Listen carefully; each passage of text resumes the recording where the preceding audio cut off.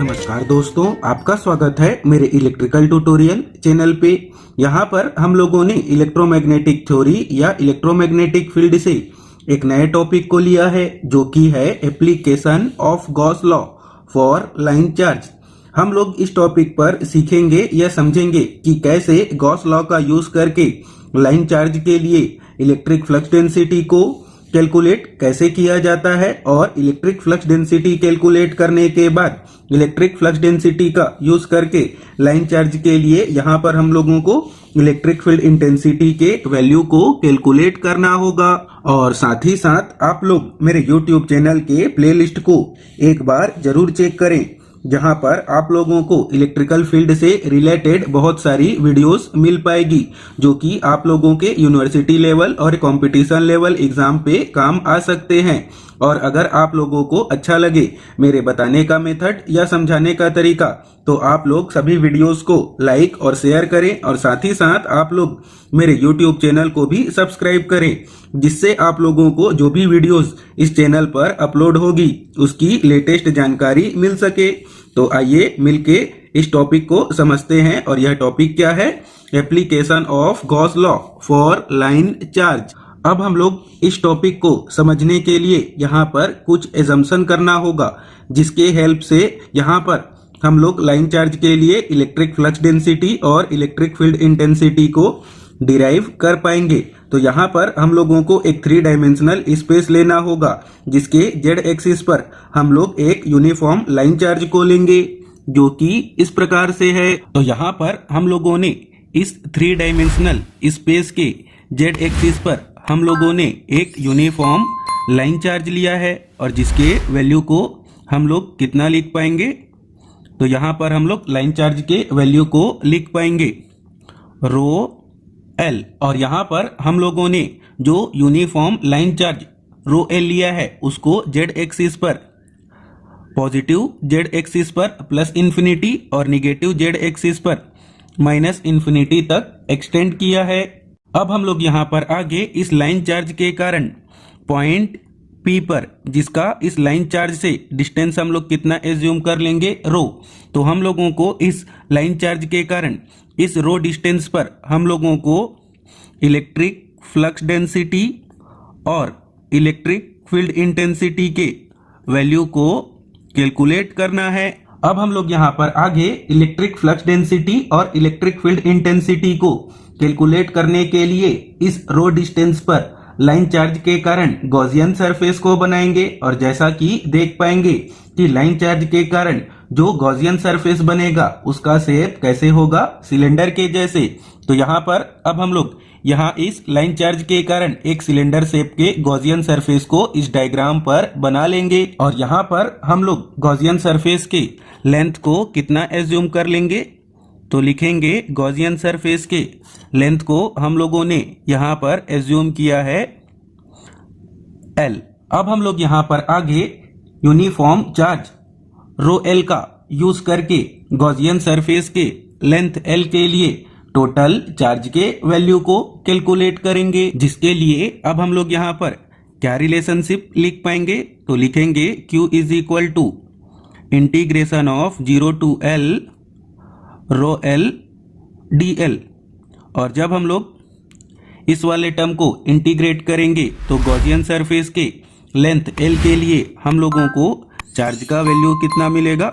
रो L into L। और हम लोग इस वाले रिलेशनशिप को नाम दे देंगे इक्वेशन नंबर 1। और जैसा कि हम लोग जानते हैं कि क्लोज्ड गॉसियन सरफेस के लिए गॉस लॉ का यूज करके हम लोग क्या लिख पाएंगे? लिखेंगे electric flux psi is equal to total charge enclosed Q। और इस वाले रिलेशनशिप को हम लोग यहाँ नाम दे देंगे इक्वेशन नंबर 2। और जैसा कि हम लोग जानते हैं कि इलेक्ट्रिक फ्लक्स डेंसिटी का फॉर्मूला क्या होता है, तो लिख पाएंगे वेक्टर फॉर्म पे electric flux density is equal to electric flux psi upon area. और हम लोगों ने यहाँ पर इलेक्ट्रिक फ्लक्स डेंसिटी को वेक्टर के फॉर्म पे लिखा है। और हम लोगों ने देखा कि हम लोगों को इस गॉसियन सरफेस के लिए जो गॉसियन सरफेस का रेडियस रो है उसके डायरेक्शन पे हम लोगों को इलेक्ट्रिक फ्लक्स डेंसिटी और इलेक्ट्रिक फील्ड इंटेंसिटी के वैल्यू को कैलकुलेट करना है। तो हम लोग जब इसको वेक्टर के फॉर्म पे लिखेंगे तो इसके साथ हम लोगों को यूनिट वेक्टर ए रो का मल्टीप्लाई करना होगा। अब हम लोग इस वाले रिलेशनशिप का इक्वेशन नंबर 2 का यूज करके और इस रिलेशनशिप को कितना लिख पाएंगे, तो हम लोग यहाँ पर इलेक्ट्रिक फ्लक्स साइन को गॉस लॉ का यूज करके किससे रिप्लेस कर पाएंगे, क्यू से। तो यहाँ पर हम लोग electric flux density D is equal to कितना लिख पाएंगे, क्यू अपॉन ए, और इसके साथ मल्टीप्लाई करेंगे यूनिट वेक्टर ए रो का। तो अब हम लोग यहाँ पर आगे इस रिलेशनशिप से समझ पाएंगे कि हम लोगों को इलेक्ट्रिक फ्लक्स डेंसिटी कैलकुलेट करने के लिए हम लोगों को यहाँ पर गॉसियन सरफेस के पहले एरिया को कैलकुलेट करना होगा। और यहाँ पर हम लोग देख पाएंगे कि लाइन चार्ज के कारण जो हम लोगों ने गॉसियन सरफेस बनाया है उसका शेप कैसा है, सिलेंडर, और इस सिलेंडर का रेडियस कितना है, रो, और लेंथ कितना है, एल।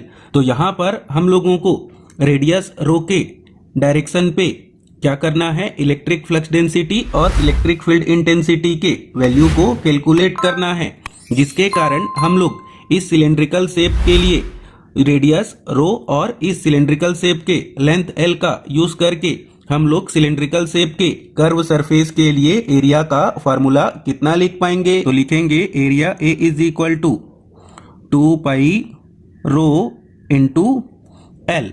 अब हम लोग इस वाले रिलेशनशिप पर जो हम लोगों ने electric flux density vector D is equal to Q upon A into A rho लिखा है, इस पर हम लोग क्यू के वैल्यू को जो कि कितना है रो एल इंटू एल, और एरिया के वैल्यू को 2 पाई रो एल, इन दोनों के वैल्यू को हम लोग इस वाले रिलेशनशिप पर पुट करेंगे। तो यहाँ पर हम लोग कितना लिख पाएंगे, electric flux density vector D is equal to, तो हम लोगों को न्यूमरेटर पे क्यू के वैल्यू को लिखना होगा, तो लिखेंगे रो एल इंटू एल, और डिनोमिनेटर पर एरिया के वैल्यू को लिखना होगा जो कि कितना है 2 पाई रो एल, और वेक्टर के फॉर्म पे लिखने के लिए यूनिट वेक्टर ए रो का मल्टीप्लाई करेंगे।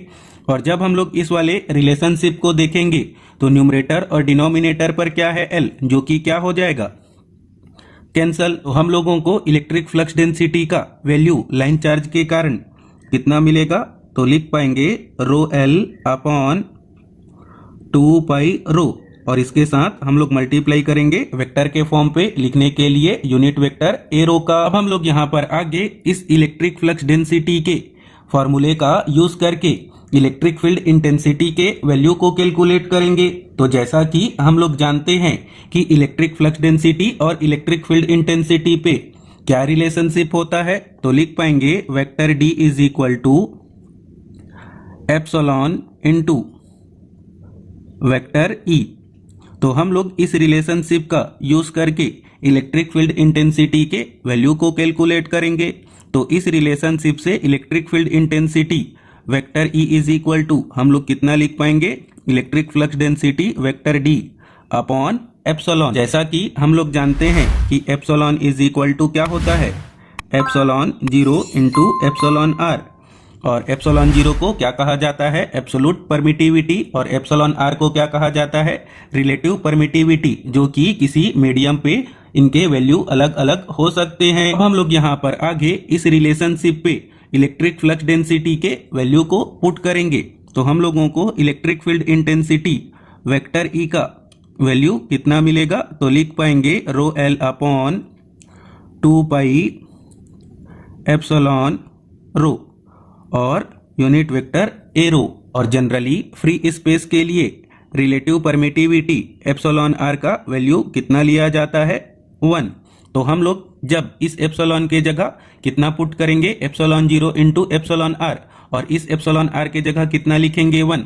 तो हम लोगों को इलेक्ट्रिक फील्ड इंटेंसिटी का वैल्यू कितना मिलेगा, तो वेक्टर फॉर्म पे लिख पाएंगे rho L upon 2 pi epsilon 0 रो, और मल्टीप्लाई करेंगे यूनिट वेक्टर ए रो का। तो इसी के साथ ही हम लोगों का यह टॉपिक कंप्लीट हुआ, जिस पर हम लोगों ने सीखा कि लाइन चार्ज के कारण गॉस लॉ का यूज करके हम लोग किस प्रकार से इलेक्ट्रिक फ्लक्स डेंसिटी और इलेक्ट्रिक फील्ड इंटेंसिटी के फॉर्मूले को डिराइव करेंगे।